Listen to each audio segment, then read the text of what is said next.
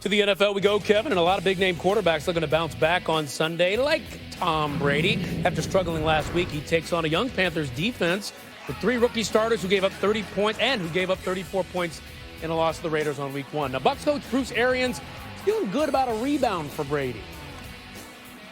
So everything got corrected. There's been great communication all week, so I wouldn't say. And again, with no crowd noise, communication shouldn't be a problem. But, his record of bounce backs is fantastic, and the way he practiced all week was excellent. So, when he sees the game, he's seeing it through a lens of 20 years of experience. That's a lot different than most quarterbacks. All right, coming off a game where he was sacked 8 times in a stunning collapse against Washington, Carson Wentz now faces the human wrecking ball in Aaron Donald of the Rams. One positive sign is the Eagles are expected to have key offensive players, Miles Sanders and Lane Johnson back. Doug Peterson on the message to his team after blowing a 17-point lead in the loss. Number one, kind of what I told him after the game, I sort of reiterated that earlier in the week. It's just one game. Obviously we're disappointed that we gave up the lead, we lost the game, and all of that. And then it's more about what we do moving forward. And that's been my message, to the guys this week, talking about resiliency a little bit and how we come back after a setback. And that's been my message this week to the guys. Keep it in the NFC East. Dak Prescott and the 0-1 Cowboys looking to bounce back against the Falcons on Sunday, looking to avoid their first 0-2 start since 2010. After losing 2017 to the Rams last week, the Cowboys are now 1-7 in one-score games dating back to 2019, something Dak really wants to change. One-score games is something that I take pride in having the ball in my hands late in the game. And as you just said, I'm not very proud of the way that I've handled it and the teams handle it in the past recently, but it's something that I'm for sure will change. As I said, everybody's got to embrace that, from coaches to players, and allow that to become who we are and know that we're going to go down there and we're going to score, we're going to get the points that are needed. So we're just going to continue to practice the right way, build confidence, and get over that hump and start a new trend, I should say. Take a look at some of the other QBs who lost Week 1. Garoppolo, Cousins, Rivers, Watson. At least one of them is going to start the season 0-2 as the Colts will host the Vikings this weekend. Let's bring in NFL analysts Marcus Spears and Ryan Clark, who are live now on SportsCenter. Marcus, let me start with you. The list of quarterbacks on the losing side of Week 1 seemed a bit surprising. Which quarterback is under the most pressure to bounce back, do you think? Ryan, it's Phillip Rivers. Listen, Indianapolis didn't bring Phillip Rivers in here for this foolishness.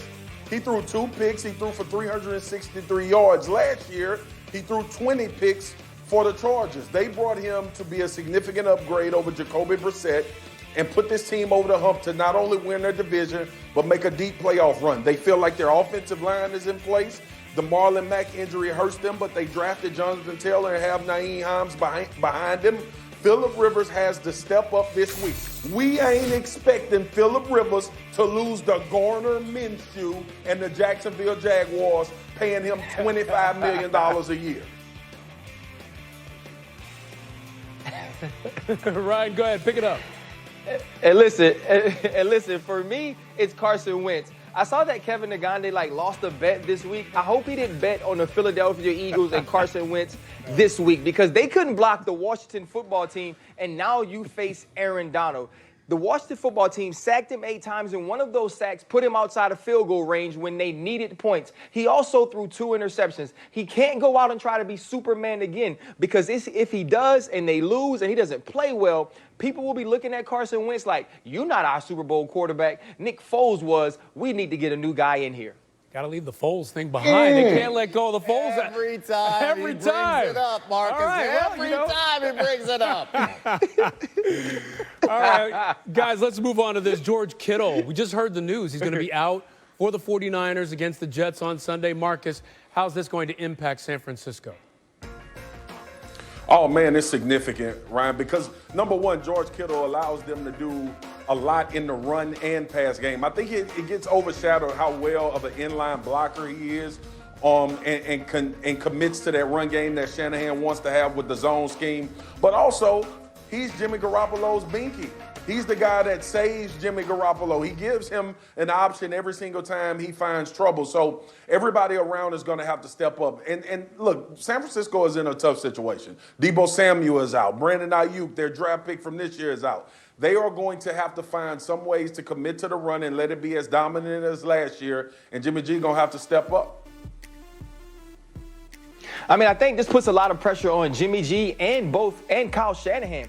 Kyle Shanahan is going to have to find ways to scheme up open wide receivers. I also think the addition of Jordan Reed, who is a top pass catcher at the tight end position, could be huge in this game. The one thing is that this team has experience playing without George Kittle and winning without George Kittle. But Jimmy Garoppolo can't be the guy that missed Emmanuel Sanders in the Super Bowl, or the guy that missed Kendrick Bourne, or was late to the out against the Arizona Cardinals. He's going to have to step up and be the dude that people thought would one day replace Tom Brady. Because right now, with the way he's playing, he can't bail San Francisco out of the position they're in without their top skill players. All right, we'll see if he can turn it around. Guys, by the way, don't go far. We're going to have you back in a few minutes.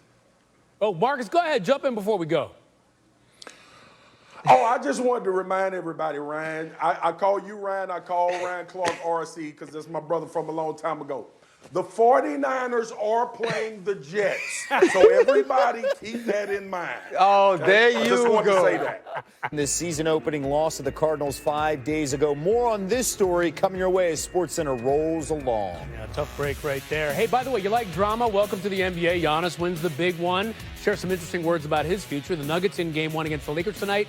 And trouble in the bubble for Boston. Oh, man, no sleep in the bubble. Late night for Brad Stevens trying to figure things out with his top stars as the Celtics were in meltdown mode following another collapse against the Heat. It's a developing story we're following late in Game 2 of the Eastern Conference Finals against the Heat. Jimmy Butler's steal of a Marcus Smart inbounds pass led to a layup for a 7-point Miami lead.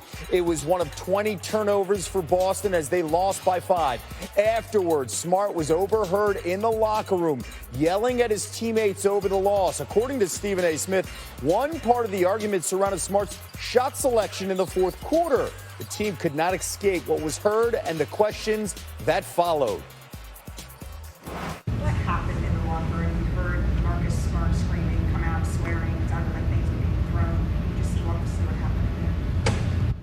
Guys were emotional after a hard game, hard loss. We 0-2. We frustrated. But, that's team sports. You're not supposed to be happy we down 0-2. But nothing out the ordinary. Just talking about the game. It's cool. Got to get ready for the next one. A lot of emotions is flying around. Obviously, we feel like we could have won, should have won, and we didn't. So just a lot of emotions flying around. That's it. As for more details, Adrian Wojnarowski tweeting out ESPN sources. Brad Stevens had a late-night Thursday meeting with the Celtics leaders, that is Kemba, Tatum, Jaylen Brown, and Marcus Smart, to work through emotions of the post-game 2 locker room. A lot of yelling in the locker room, but nothing escalated to a physical confrontation. And Woj is joining us alongside NBA champion Richard Jefferson, live from inside that bubble in Orlando. Woj, what more can you tell us about this meeting late last night?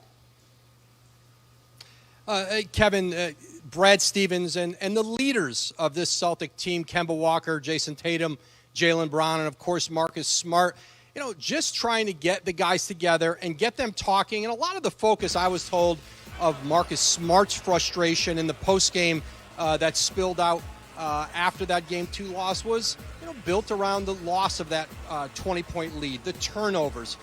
What he had felt was a lack of urgency around the team, especially at the defensive end, to let that Game 2 slip away. And that's what they talked about in the meeting with Brad Stevens. They've got very good leadership on this Celtic team.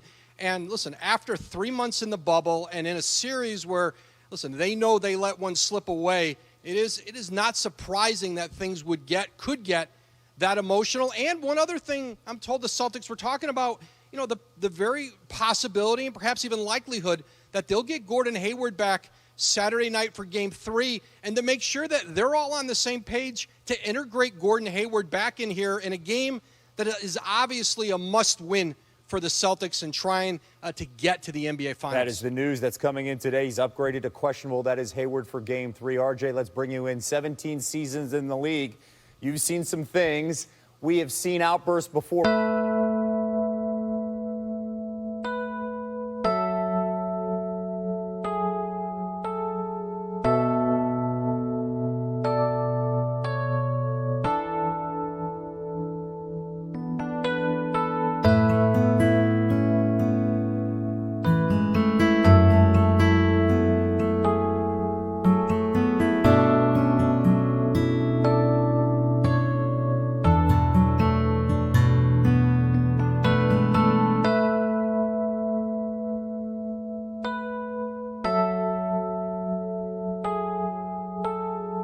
quote-unquote incidences, whether it's personal meetings with coaches, whether it's fired up video sessions, you're fighting for your basketball lives. So there's going to be a level of intensity that probably most people aren't used to. Yeah, and to Woj's point, there's a uniqueness here, too. You've been inside a bubble for 3 months. You don't get the chance to go home and release some of that energy. You got to stay back in the hotel, and you see your team once again. Game 3 tomorrow night, 8:30 Eastern on ESPN. Woj, RJ, thank you so much. Ryan?